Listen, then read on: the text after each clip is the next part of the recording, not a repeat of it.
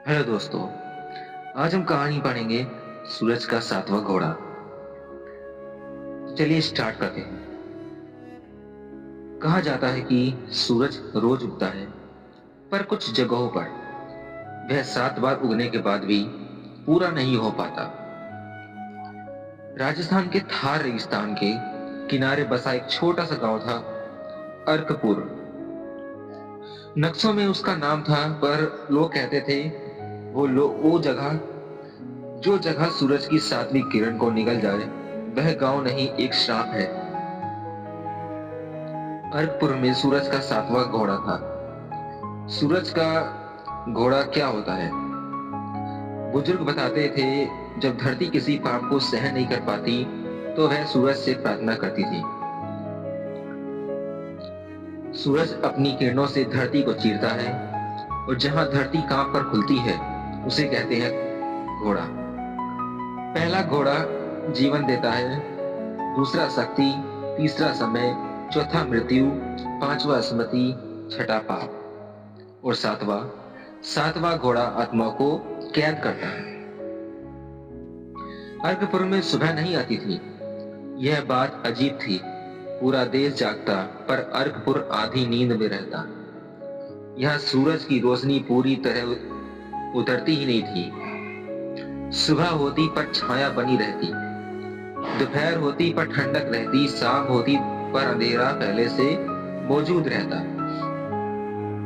और रात में कोई बाहर नहीं निकलता। आरब का आगमन। आरब वर्मा दिल्ली का एक पुरातत्व शोधकर्ता। उसे प्राचीन ग्रंथों में एक पंक्ति मिली थी, यत्र सप्तम सूर्य भूमि वेदयाति तत्र आत्मा न मिलते न जीवते। जहां सूरज 7वीं बार धरती को भेदता है, वहां आत्मा न मरती है न जीती है। आरब जानता था, यह पंक्ति अर्कपुर की ओर इशारा कर रही है। गांव में पहला कदम। गांव में घुसते ही उसने एक अजीब चीज महसूस की, खामोशी। न पक्षियों की आवाज, न बच्चों की हंसी, न कुत्तों के भौंकने की ध्वनि, बस हवा की एक भारी सांस। एक बूढ़ा मिला, नाम था धोराजी। आरव ने पूछा, यहाँ लोग बाहर क्यों नहीं दिखते? धोराजी ने सूरज की ओर देखा और फुसफुसाया, क्योंकि वो देख रहा है। 7वां घोड़ा कहाँ है? धोराजी ने मना किया, पर आरव जिद पर अड़ गया। आखिरकार बूढ़े ने कहा, गांव के पश्चिम में एक सूखा तालाब है, उसके नीचे है सूरज का 7वां घोड़ा। पर चेतावनी याद रखना। धोराजी बोला, जो उसे देखने गया वह पूरा लौटकर नहीं आया। तालाब का रहस्य, तालाब सूखा था, पर उसकी मिट्टी गीली थी, जैसे नीचे कुछ सांस ले रहा है। आरव ने जैसे ही पहला पावड़ा मारा, धरती चीख उठी। नहीं, वह आवाज किसी जानवर की नहीं थी, वह आवाज थी मानव पीड़ा की। पहली परत में उसे हड्डियां मिली, पर वे टूटी नहीं थी। वे एक दूसरे से जुड़ी हुई थी, जैसे किसी ने जानबूझकर लाशों को बांध दिया। एक खोपड़ी पर लिखा था, मैं मरा नहीं हूं। दूसरी परत, उसे शीशे जैसा पत्थर मिला। उसमें चेहरे दिख रहे थे, चलते फिरते चेहरे, रोते हुए चेहरे। आरव ने जैसे ही हाथ लगाया, उसके कान में आवाज गूंजी, हमें बाहर निकालो। सूरज की 7वीं किरण। अचानक आसमान बदला। सूरज की किरणें एक एक करके जमीन पर पड़ी, पहली, दूसरी, तीसरी। जब 7वीं किरण पड़ी, धरती खुल गई। 7वां घोड़ा, वह कोई गड्ढा नहीं था, वह एक दरवाजा था, दरवाजा जिस पर लिखा था, यहाँ मृत्यु भी प्रवेश मांगती है। और तभी आरव ने अपने पीछे कदमों की आवाज सुनी। पीछे कौन था?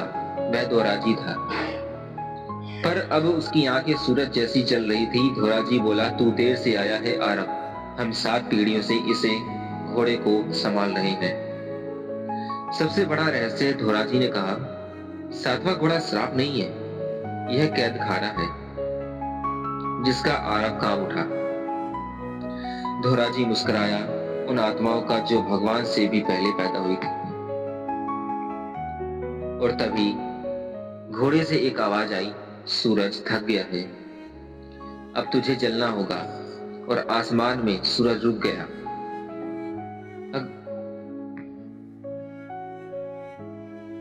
जब सूरज रुक गया, सूरज वह सचमुच रुक गया था, ना ऊपर चढ़ रहा था ना ढल रहा था।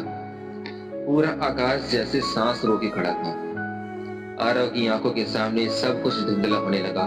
हवा भारी हो गई, धरती की धड़कन साफ सुनाई दे रही थी, धक धक धक, जैसे कोई बहुत पुराना दिल फिर से जाग रहा है।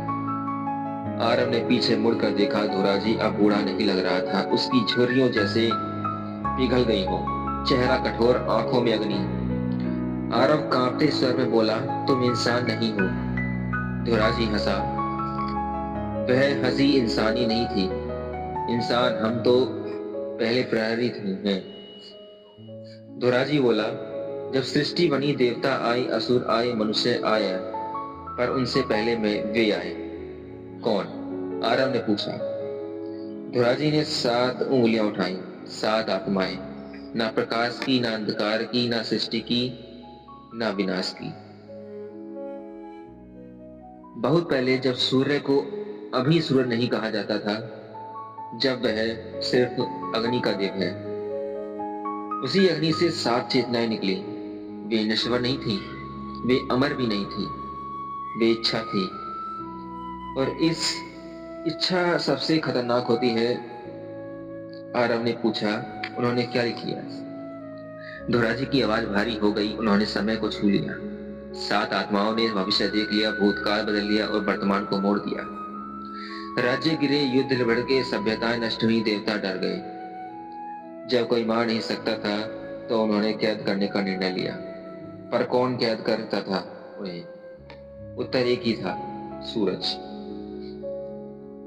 सूरज ने अपनी किरणों से धरती को 7 बार चीर दिया। हर बार एक घोड़ा बना। पहले 6 घोड़ों में उनकी शक्तियां बांटी गई और 7वें घोड़े में उनकी चेतना। आरव की आवाज कांप रही थी। धोराजी ने धीरे से कहा, क्योंकि अब सूरज बूढ़ा हो गया है। सूरज की किरणें कमजोर पड़ रही थी, उसकी शक्ति घट रही थी। और जब भी सूरज कमजोर होता है, 7वां घोड़ा जागता है। धोराजी ने आरव की ओर देखा, और तू यहाँ संयोग से नहीं आया। आरव सन रह गया। क्या मतलब? धोराजी बोला, तू 7वीं पीढ़ी का है। धोराजी ने आरव का हाथ पकड़ा और नुकीली पत्थर से उसकी हथेली काट दी। खून टपका। जैसे ही खून धरती पर गिरा, घोड़े के द्वार पर चिन्ह चमक उठा। दरवाजा खोलने लगा। घोड़े के अंदर अंधेरा नहीं था, वहां सूरज जैसा प्रकाश था, पर ठंडा। बीच में 7 आकृतियां तैर रही थी, न पूरी मानव और ना ही पूरी छाया। और एक साथ 7 आवाजें गूंजी। अंततः हमारा वाहक आ गया। आरव चीख पड़ा, नहीं, मैं साधारण इंसान हूं। 7 हंसे।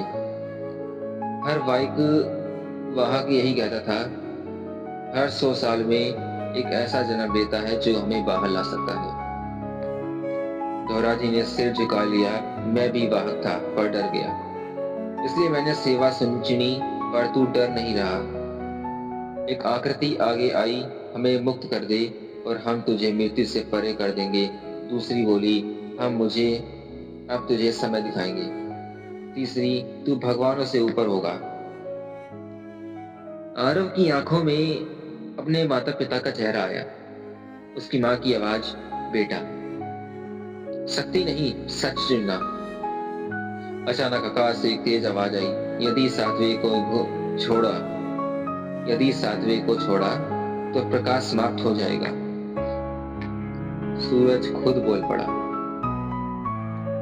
7 आत्माएं, सूरज, धोराजी और आरव, पूरा संसार उसके निर्णय पर टिका था। और तभी आरव ने अपना खून दरवाजे पर रख दिया। दरवाजा पूरी तरह खुल गया, लेकिन खुला किसके लिए? अगर आप चाहे तो आगे आएगा। जैसे ही सातवें घोड़े का द्वार पूरा खुला, हवा थम गई, ध्वनि मर गई, समय रुक गया। आरव को लगा जैसे उसका दिल भी एक पल के लिए धड़कन भूल गया। घोड़े के भीतर से प्रकाश नहीं, स्मृतियां बाहर आने लगी। आरव ने देखा एक ऐसा समय जब धरती हरी नहीं थी, नीली नहीं थी, बल्कि जलती हुई लाल थी। ऊपर एक सूरज रहता था, अहंकारी, असीम शक्ति से भरा हुआ, और उसके सामने 7 आत्माएं खड़ी थीं। 7 ये देवता नहीं है, ये देवता नहीं थे, वे राक्षस भी नहीं थे, वे थे सृष्टि से पहले की चेतना। जब सुनने में पहली सोच ने जन्म लिया, वही 7 टुकड़ों में बांट गई, और उनका काम था संतुलन, निरीक्षण, चेतावनी। पर सूरज ने इन्हें नजरअंदाज किया। सूरज बोला था मैं प्रकाश हूं, मेरे बिना कुछ नहीं। 7 आत्माओं ने चेताया, प्रकाश बिना छाया के अंधा हो जाता है। सूरज नहीं माना। सूरज ने अपनी शक्ति बढ़ाने के लिए समय की धारा जलाई। यही कारण था कि समय आग बढ़ने लगे, पर इसके साथ ही मृत्यु का जन्म हुआ। यह था सूरज का पहला पाप। 7 आत्माओं ने फिर रोका। सूरज ने कहा, मैं सृष्टि को स्थिर रखूंगा। उसने अमरता दी, पर अमरता ने जीवन की कीमत छीन ली। यह था दूसरा पाप। जब 7 आत्माएं सूरज के सामने खड़ी हुई, उन्होंने कहा, यदि तुम नहीं रुके तो हम तुम्हें रोकेंगे। सूरज डर गया, और डर से उसने यह किया कि आज तक छुपाया गया। उसने 7 आत्मा को धोखा दिया। सूरज ने कहा, मैं तुम्हारी बात मानता हूं। उसने उन्हें धरती की गोद में सुलाने का प्रस्ताव किया, और फिर अपनी किरणों से उन्हें जलाकर कैद कर दिया। यह कोई कैद खाना नहीं था, यह था पाप की कब्र। सृष्टि ने यह देखा, धरती ने यह महसूस किया, और तब एक नियम बना। सूरज हर दिन जलेगा, हर दिन थकेगा, और अंततः बुझ जाएगा। इसलिए सूरज अस्त होता है, इसलिए वह हर दिन बढ़ता है। आरव की आंखों से आंसू बह रहे थे। तो असली दोषी सूरज है, धोराजी बोला। हाँ, और इसलिए वह डरता है। 7 आत्मा की सच्चाई। एक आत्मा बोली, हम विनाश नहीं चाहते। दूसरी, हम संतुलन है। तीसरी, हमें कैद किया गया ताकि सच न खुले।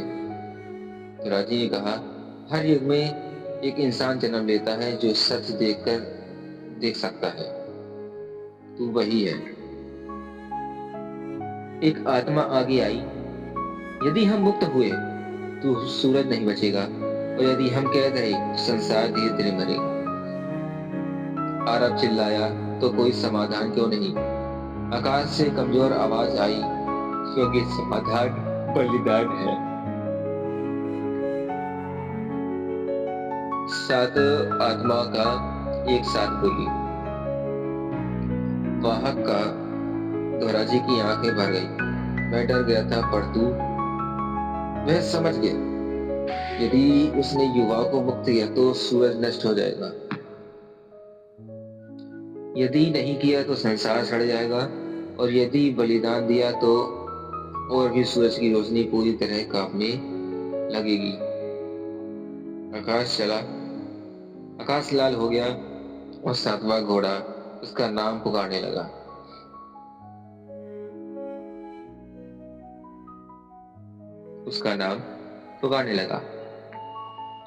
सूरज अब रोशनी नहीं दे रहा था, वह दर्द दे रहा था। आकाश लाल नहीं काला हो चला जाता। पक्षी जमीन पर गिरने लगे, पेड़ काटने लगे, धरती कराने लगी। 7वां घोड़ा अब से तुम्हारे द्वारा नहीं था, वह एक धड़कता हुआ हृदय बन चुका था। आकाश से भारी आवाज आई, हाँ, मैंने पाप किया, यह पहली बार था जब सूर्य ने झूठ नहीं बोला। मैंने उन्हें कैद किया क्योंकि मैं डर गया था और अब मैं थक गया हूँ। आरव ने पुकारा, तो देवता कहाँ है? तो देवता कहाँ है? उत्तर में खामोशी थी। धोराजी बोला, देवता भी जानते हैं कि यह पाप उनका भी है। उन्होंने सूरज को रोकने की जगह सत्ता चुनी। सातों आकृतियां एक व्रत में आ गई। उनकी आवाज अब डरावनी नहीं थी, वह थकी हुई थी। हम मुक्त होना नहीं चाहते, हम बदलना नहीं चाहते, हम संतुलन चाहते हैं। एक आत्मा बोली, संतुलन के लिए कोई एक नहीं, सबको कुछ देना होगा। सातवां घोड़ा अब आरव को अपने भीतर खींच रहा था। उसके भीतर अजीब शांति थी, जैसे उसे पता है यही उसका अंत नहीं, यही उसका आरंभ है। धोराजी आगे बढ़ा है। उसकी आवाज कांप रही थी। मैंने 100 साल इस क्षण का इंतजार किया, पर बलिदान मैं नहीं दे सका। वह आरव के सामने झुका। आरव बोला, अगर एक नहीं तो 7 क्यों नहीं? सभी चौंक गए।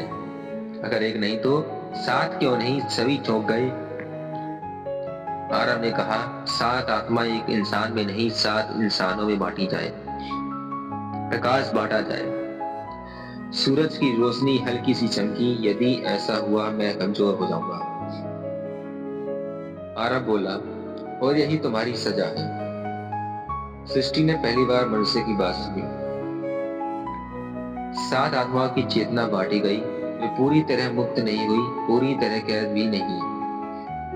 आरव पहला था। बाकी 6 दुनिया के अलग अलग कोने में जन्म लेने से वे राजा की नहीं होंगे, वे भगवान नहीं होंगे, जागृत मनुष्य। धरती शांत हो गई। आकाश हल्का नीला हुआ। सूरज धीरे धीरे आगे बढ़ा। धीराजी ने देखा, आरव का शरीर नहीं था और उसकी सांस सही नहीं चल रही थी। उसकी आंखें बंद नहीं थी। अर्कपुर में पहली बार पूरी सुबह हुई। छाया हट गई।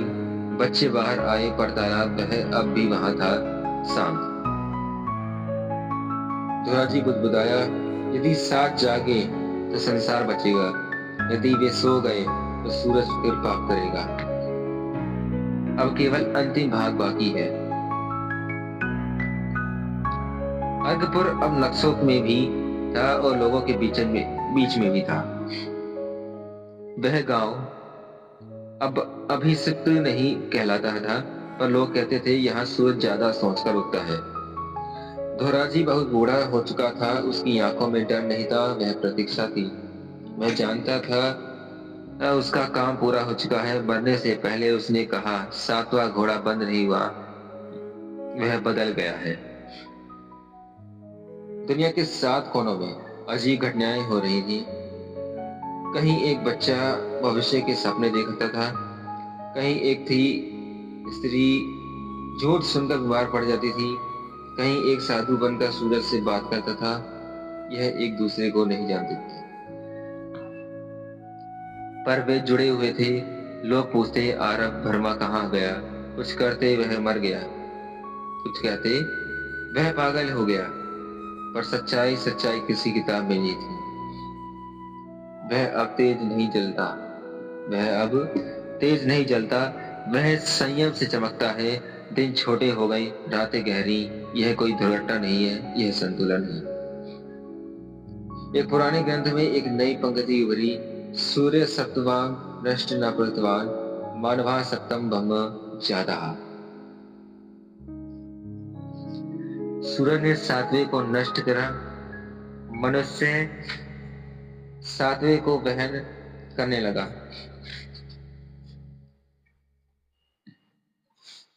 कभी कभी सूर्योदय से ठीक पहले अगर कोई ध्यान से सुने तो एक आवाज आती है, प्रकाश को पूजो मत, उसे समझो। वह कहानी देवताओं की नहीं है, यह कहानी राक्षसों की है। ये कहानी राक्षसों की नहीं थी, यह कहानी थी मनुष्य के चुनाव की। यदि कभी सूरज फिर से अंधा होकर जले तो जान लेना 7 जागृत मनुष्य सो गए हैं, और तब 7वां घोड़ा फिर खुलेगा। धन्यवाद।